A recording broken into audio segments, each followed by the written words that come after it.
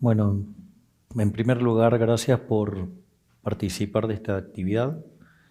Y el libro lo presenté recién, así que lo que me pidieron es que hable básicamente sobre gasto público.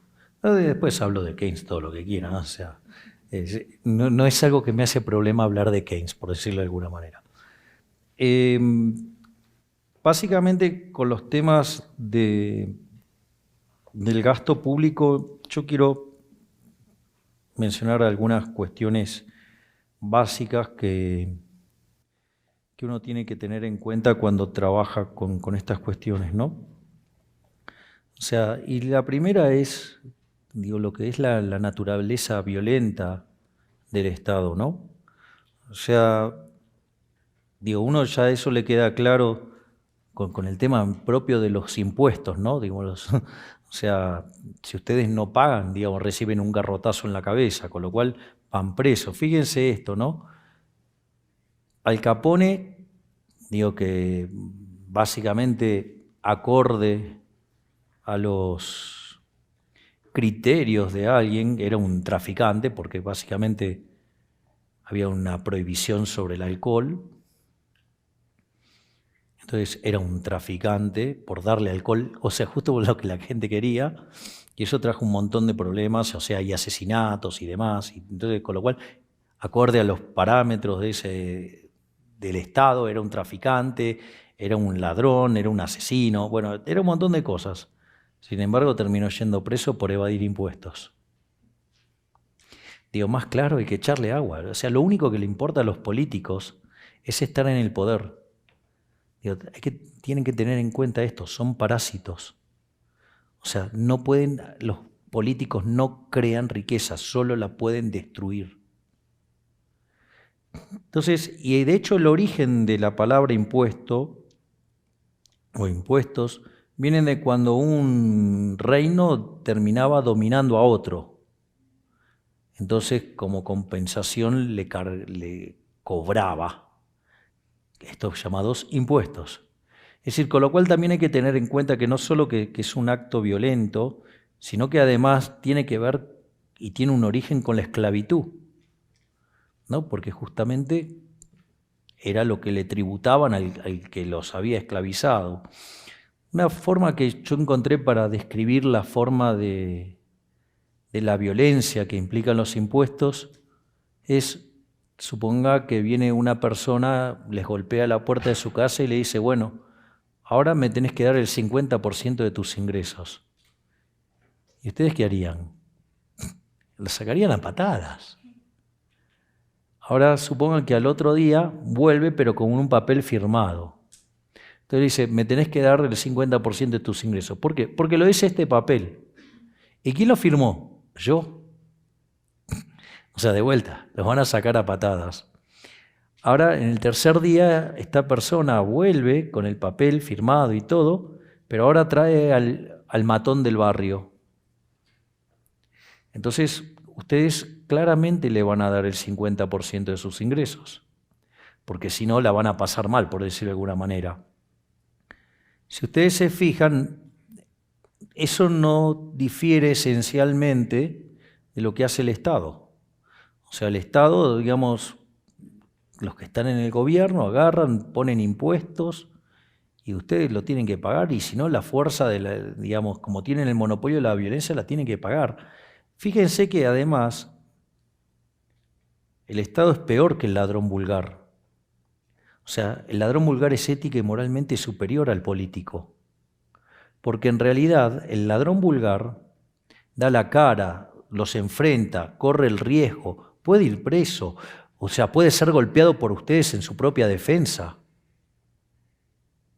En cambio, el político es una basura mucho peor. ¿Por qué? Porque tiene el monopolio de la fuerza y además, mientras que el ladrón vulgar es aleatorio, el político es un ladrón estacionario, es un ladrón permanente, los está robando siempre.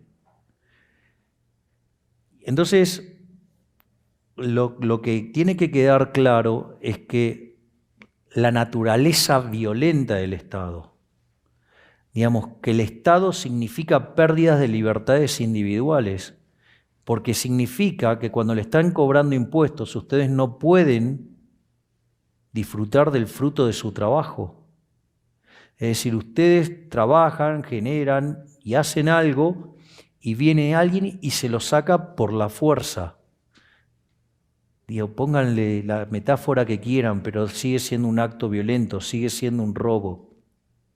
Cuando uno comprende estas cosas, se entiende que lo único que tiene que hacer en estos planos es trabajar por minimizar el tamaño del Estado.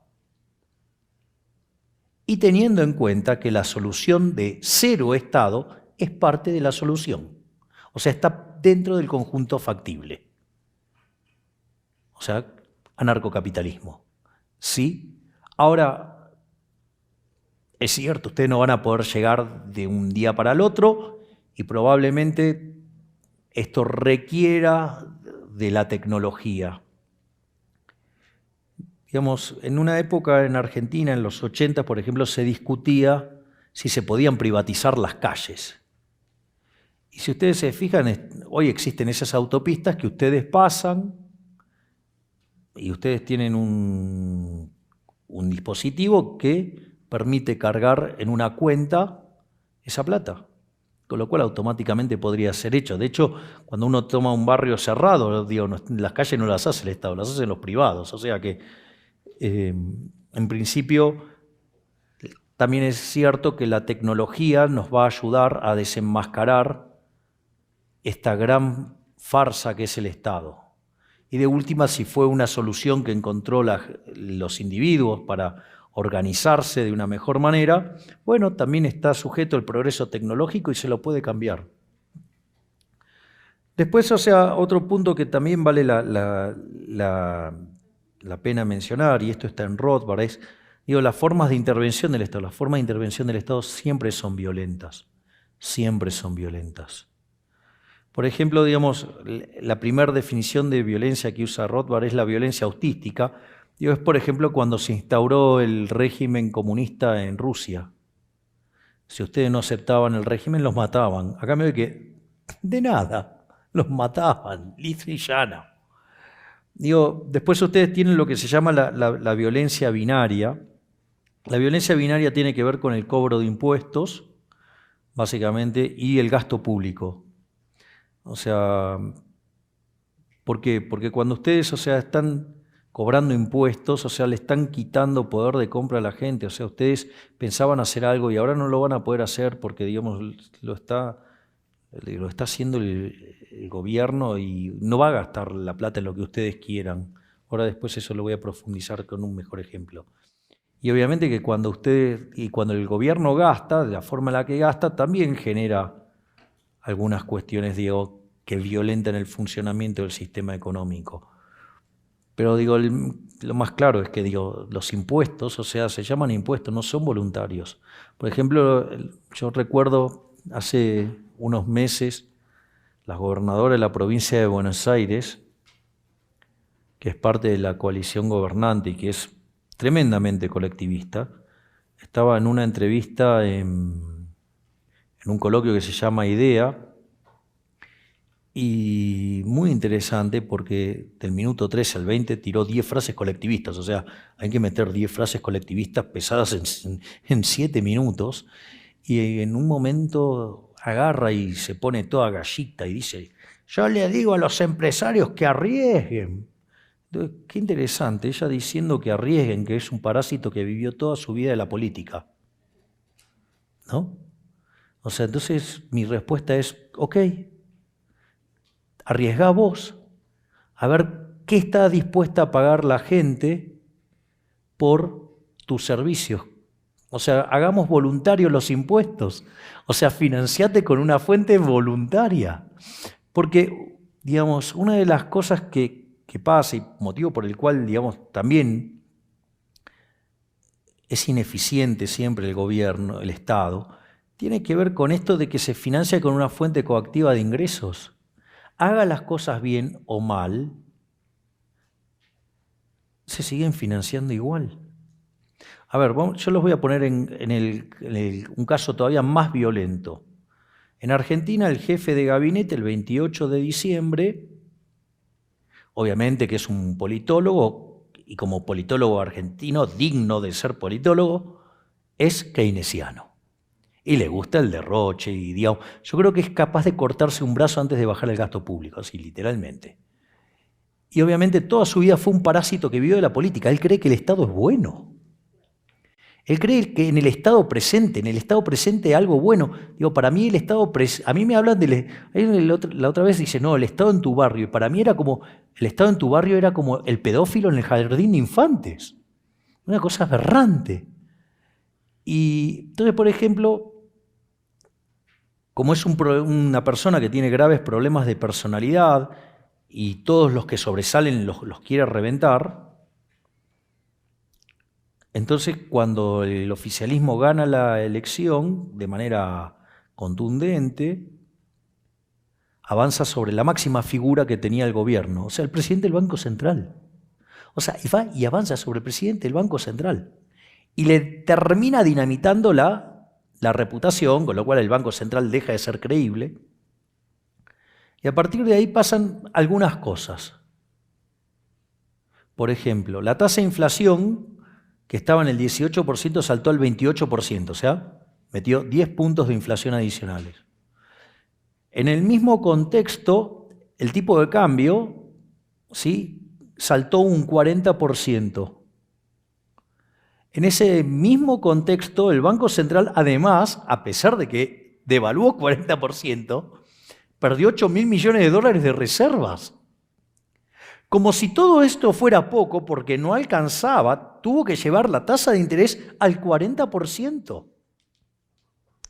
Con lo cual, además, todo esto va a generar un ruido en el sistema de precios que obviamente va a penalizar el crecimiento. Con lo cual, es muy probable que la expansión que tenga la economía no alcance para absorber todas las personas que entran al mercado laboral. Con lo cual, o caen los salarios reales, o aumenta el desempleo, o pasa alguna combinación entre esas dos cosas. Eso, si pasara en una empresa privada, lo sacan a patadas, pero le dejan una colección de una zapatería entera, ¿sí? El señor sigue ahí, solamente lo corrieron, lo escondieron un poquito. Solo en el Estado puede pasar eso. ¿Ustedes se imaginan esto en el sector privado? Pero lo prenden fuego. Bueno, ese tipo de cosas pasan en el Estado. Por eso también en el Estado hay corrupción. La corrupción es inherente a la existencia del Estado. Porque si ustedes tuvieran corrupción en el sector privado la va a depurar. Suponga que ustedes tienen una empresa y tienen un comprador que compra caro, porque la diferencia se la lleva él. Bueno, ese tema es que esa empresa está teniendo un beneficio menor al que debería tener. Entonces pueden pasar varias cosas. Puede ser que entre otra empresa y como es más eficiente, como tiene menores costos, puede producir un bien de la misma calidad a un mejor precio, o al mismo precio uno de mejor calidad. Con lo cual, esa empresa va a quebrar. Entonces, el mismo proceso de mercado va a terminar depurando a los ineficientes. Entonces, aquellas empresas que no sepan tener bajo control los procesos, van a la quiebra, con lo cual el propio mercado lo limpia. Pero claro, en el Estado eso no pasa. Sí, total se sigue financiando con una fuente coactiva que se llaman impuestos. Y es más, en algún momento también es cierto que los empleados públicos se dan cuenta que creando regulaciones y cosas por el estilo pueden crear kiosquitos y ganar dinero de eso.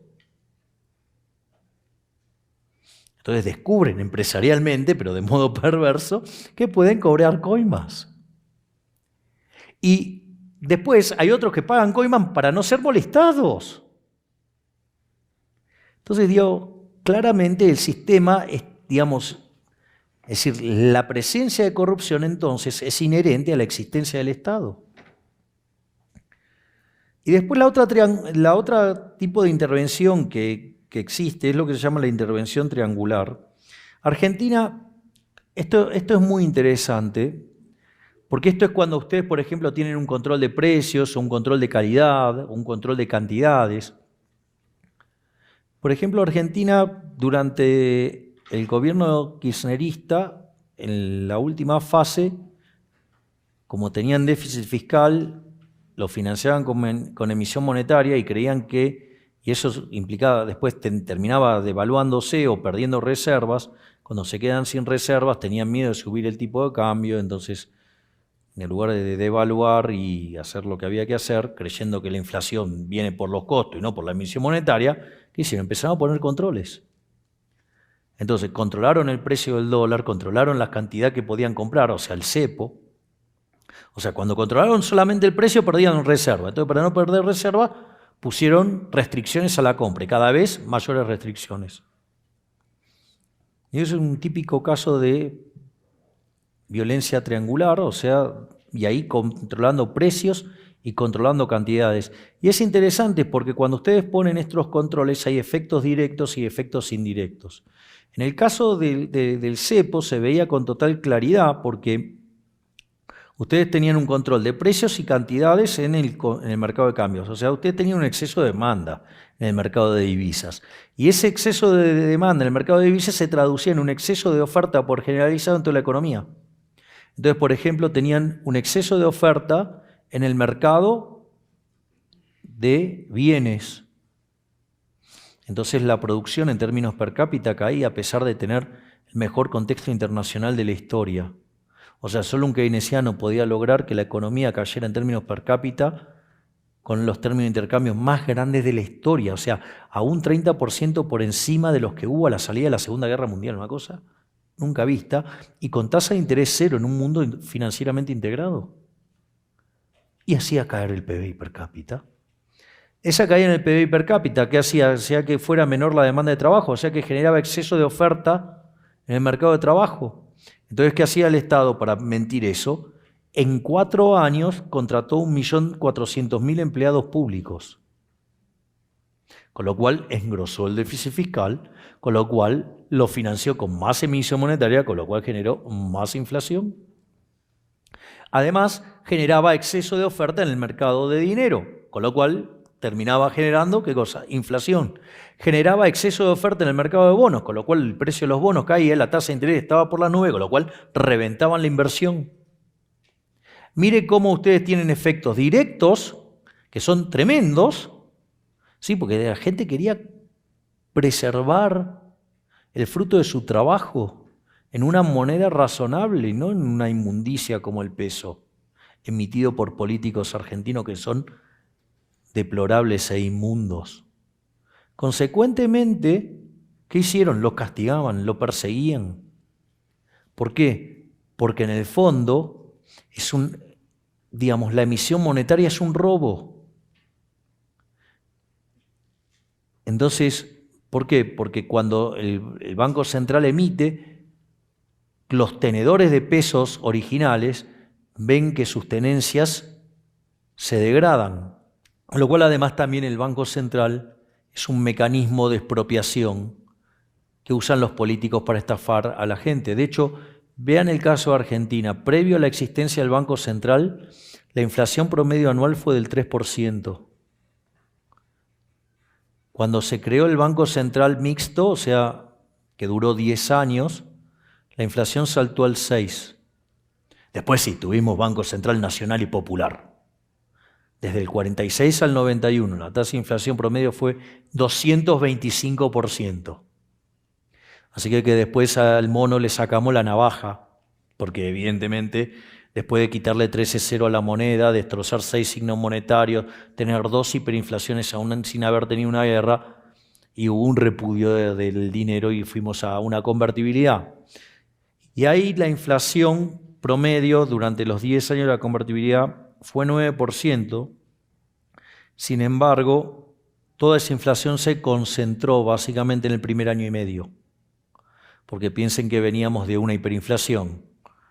Y después del primer año y medio, o sea, a partir del del 93 Argentina fue el país con menor inflación del mundo. O sea, le habíamos sacado la navaja al mono asesino. Después volvimos a tener Banco Central.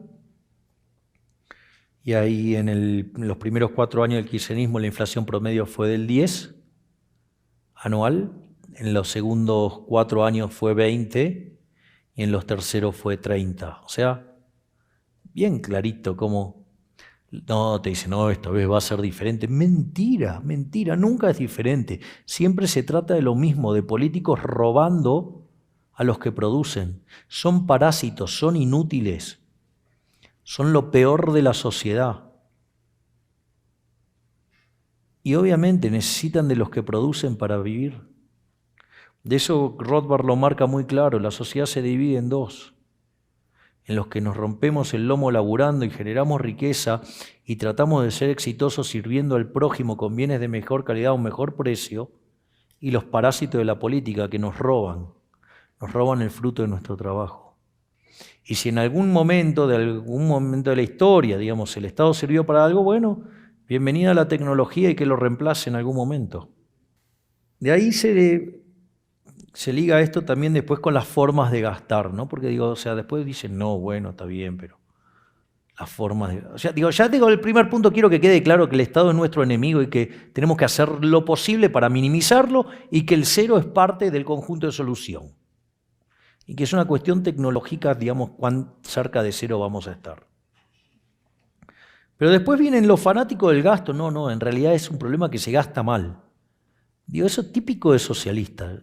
Siempre se gasta mal, no hay una forma de gastar bien, siempre se gasta mal.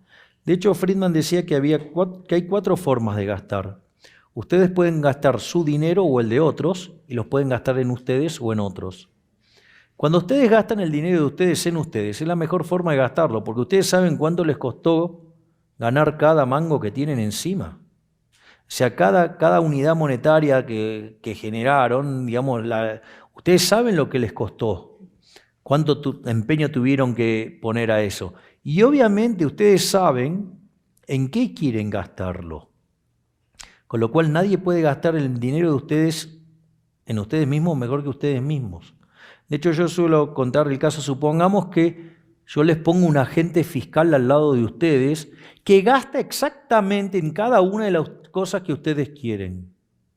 Aún así, ustedes van a estar peor, porque les tienen que pagar al agente fiscal que tienen al lado. Así que ni aún en ese caso ideal, donde efectivamente el político estuviera tan ocupado de ustedes que estaría al lado de ustedes gastando en lo que ustedes necesitan, aún así ustedes estarían peor porque le tienen que pagar. La otra forma de gastar es la plata de ustedes, el dinero de ustedes en otros. ¿Y ahí qué es lo que van a hacer? Van a minimizar el costo. O sea, cuando hacen un regalo, tratan de quedar bien con lo menos posible. La otra es gastar la de otros en ustedes mismos. Y dale. O sea, digo, uno de esos lo ve muy claro, por ejemplo, en lo que son los actos de Cristina Fernández de Kirchner. Cuando era presidente, los actos, pero era una cosa impresionante. Ahora digo, cuando los tuvo que hacer fuera del poder, es como que eran bastante más modestos. Y eso que no es que no la sacó del bolsillo de ella. Digo, me encantaría saber si la matanza no tuvo algún desvío de fondos. Pero bueno, parte de la vida. Y después, otro de los motivos por los cuales se sostiene la presencia del gobierno, del Estado, es el tema de la redistribución del ingreso. Una cosa verdaderamente aberrante. Porque, digo, en principio, ¿cómo se hace? Mediante la política impositiva. Y la política impositiva es un robo. Entonces, es como, vamos a hacer caridad. Entonces, digo, a mí me cae muy bien ella y yo quiero hacer caridad. Entonces, vengo y saco una ametralladora y les digo, me dan su plata porque quiero hacer caridad para con ella. Es un disparate. O sea, es una locura. O sea, y usted dice, no, no es así. ¿Cómo que no es así si el Estado tiene el monopolio de la violencia? Tiene el monopolio de la fuerza. Y lo usa para cobrar impuestos. Y como además tienen las manos porosas, todo lo que les voy a sacar a ustedes, vamos a ver cuánto les llega a ella. Digo, en Argentina, de hecho, los únicos que progresan son los políticos. Y de hecho, con este verso de la justicia social, bueno, ya les dije de la decadencia argentina del número 5 al número 55, 60, y si llegamos a tener una crisis podemos caer al nivel 80. En los 70 Argentina tenía un PBI per cápita más alto que el de Japón. Y si tomo el sector público nacional, no el consolidado, sino estrictamente el sector público nacional, sin contemplar provincias, municipios y entes autárquicos, el tamaño del Estado se triplicó en los últimos 40 años, casi 50 años. Lo interesante es que con todo el verso de la justicia social, la cantidad de pobres se sextuplicó. Entonces, ¿a quién benefició esto? Digo, porque está claro que a los más vulnerables no los benefició, porque a los más vulnerables los hizo más vulnerables. Y no solo que los hizo más vulnerables, sino que además los multiplicó. Porque además el tema de la redistribución del ingreso implica además un trato desigual frente a la ley, porque eso de la política tributaria progresiva significa que cuanto ustedes más ganan, más impuestos le cobran. O sea que, en realidad, si uno piensa que en el capitalismo solamente puede ser exitoso sirviendo al prójimo con bienes de mejor calidad a un mejor precio, el que más plata gana, el que más dinero gana, es un héroe, es un benefactor social. Y por ese motivo el Estado lo castiga. Entonces, digo, con lo cual eso va en contra en lo que es la igualdad ante la ley. O sea, es un robo además. Digo, es la caridad a punta de pistola. Y básicamente el problema de esto de la distribución del ingreso, básicamente deriva de un problema de desconocer la teoría de la distribución, porque la teoría de la distribución señala que el precio es un factor, no sé, digamos el salario, o sea, el precio del trabajo, viene dado por el valor del producto marginal de trabajo. Quiere decir que es el precio del bien que se produce por su producto marginal. Y el precio depende de las preferencias y la escasez. Y si ustedes hacen un bien que no lo quiere nadie, entonces vale cero. Entonces, ¿cuánto pueden pagar por ese trabajador? Cero. Y si ese bien es apetecible, tendrá un precio positivo. Si además no es tan abundante, el que hace que su precio sea cero. Entonces, eso es lo que va a determinar el precio. Y dado ese precio, cuanto más productivo sea, su salario será más grande. Y cuanto más profundo el proceso de acumulación de capital, la productividad va a ser más alta y como consecuencia los salarios van a ser más altos. Por eso aquellos países que están más capitalizados, ¿sí?, son más ricos. Y ustedes para capitalizarse tienen que invertir y para invertir tienen que ahorrar. Y no la estupidez keynesiana de darle rosca al consumo. ¿Por qué? Porque cuando a usted le dan rosca al consumo, castigan al ahorro. Al castigar el ahorro, castigan la inversión. En el fondo, ¿sí?, terminan penalizando el proceso de crecimiento y terminan castigando a los que menos tienen. Y cuando quieren hacer esa estupidez de la redistribución del ingreso, también castigan a los que menos tienen. Porque en realidad, como la distribución no es independiente de la producción, ¿qué es lo que pasa? Entonces ustedes van a producir menos o se van a ir con el capital a otro lado. Entonces supongan que ustedes tienen una empresa que hace pozos. Si tienen una retroexcavadora, la productividad va a ser alta y van a poder pagar un salario muy alto al que maneja la retroexcavadora. Ahora, si ustedes castigan al exitoso y el exitoso se va, ¿qué es lo que pasa? No va a haber retroexcavadora, entonces van a tener que usar palas comunes o palas de la que usábamos cuando era chico en la playa. ¿Y cuál es el problema? Que la productividad va a ser muy baja, con lo cual, digamos, esos fondos que existen asociados a esa demanda de pozos Sí, va a haber trabajo para un montón de gente, pero todo a sueldos miserables. Es decir, vamos a un nivel de vida horrible, inmundo. Entonces, al final, ¿a quién terminó castigando? Terminó castigando a los más vulnerables, a aquellos que no tienen el capital. Ni que hablar si ahora además lo ponemos en un proceso dinámico de descubrimiento, donde además ni siquiera existe esta torta. Es decir, aún digamos, en el contexto en el cual se le diera el crédito que existe una torta que después se puede distribuir, lo cual es una falsedad, pero aún cuando eso se pudiera asumir, cuando ustedes tocan los impuestos, afectan la distribución del ingreso, y con eso, ¿qué hace? Termina haciendo que la torta sea más chica, con lo cual hay menos para repartir. Si ahora a eso le agregan que es un proceso de descubrimiento y que no existe tal cosa como una torta dada, sino que además es un proceso en el cual se genera, porque ustedes pueden agarrar y querer decir, no, bueno, yo voy a vender el producto pirulito, y cuando voy y vendo el producto pirulito, sucede que nadie lo quiere y quebré. Y quizá mañana encuentro otra cosa y soy exitoso y me volví millonario. Pero tiene que ver con qué, con la dinámica del mercado, el proceso de descubrimiento.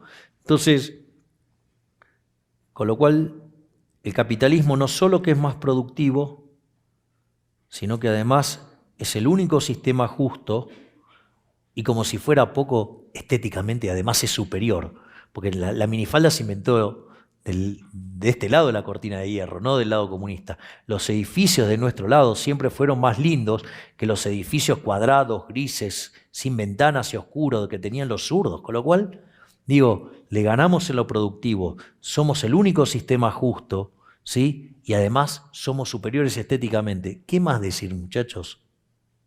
Digamos, nuestros valores son los de servir al prójimo, de producir, de trabajar. El de ellos es la envidia y el odio y el resentimiento. No hay nada más que decir. Es una cuestión de qué lado quieren estar. ¿Del lado de la gente de bien o de la gente que es una basura? Eso es todo.